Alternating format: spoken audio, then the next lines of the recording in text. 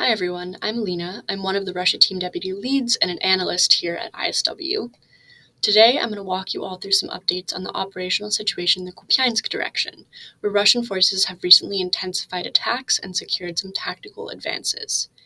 Since early January, Russian forces appear to be setting conditions for wider offensive efforts along the Kharkiv-Luhansk Oblast border, particularly in the area of Kupyansk, a settlement in northeastern Kharkiv Oblast, and Borova, which is about 35 kilometers due south of Kupyansk. Ukrainian officials have previously signaled that Russian forces aim to capture these settlements sometime in the winter of 2024. This is a part of the theater where Russian forces may actually have the opportunity to pursue operationally significant advances. The hypothetical capture of Kupyansk and Borova and the areas in between would force Ukrainian troops to the west bank of the Oskil River, which runs between the two settlements, and potentially set conditions for wider offensive operations in the Kharkiv-Luhansk Oblast border area. Characterizations of the Russian force grouping in this area are also significant and may help us understand Russia's offensive intent on this sector of the front.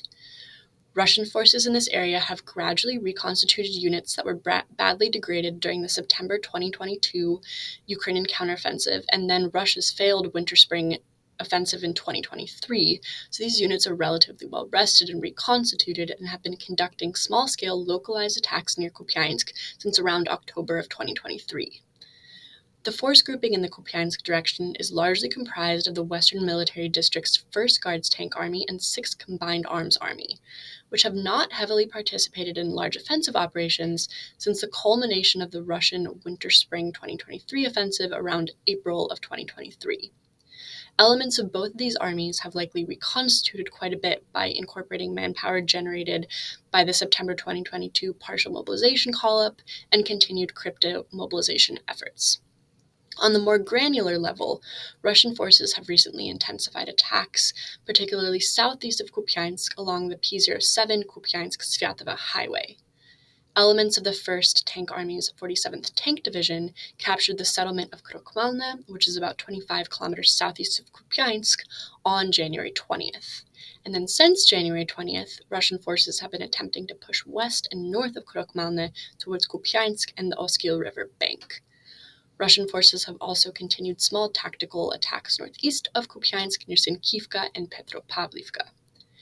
Aside from recent developments in the Kupyansk direction, Russian forces conducted a seemingly random cross-border raid on Platonivka, a small settlement within a kilometer of the Belgorod Oblast border and about 55 kilometers northeast of Kharkiv city in recent days. While this raid may seem unrelated from the Kupyansk axis because it is so far away, ISW previously forecasted that Russian forces may actually conduct such small-scale tactical attacks across the Belgorod Oblast border to fix and divert Ukrainian forces away from the Kupyansk axis. It is important to note, however, with all that being said, that despite tactical advances and offensive intensification in the Kupyansk direction, Russian forces in this area are highly unlikely to be able to translate small tactical gains into wider mechanized maneuver and take operationally significant substantial swaths of Ukrainian territory. The Russian force grouping in this area has demonstrated its ability to lead infantry-heavy frontal assaults, but not necessarily the mechanized maneuvers needed to rapidly advance across open lands.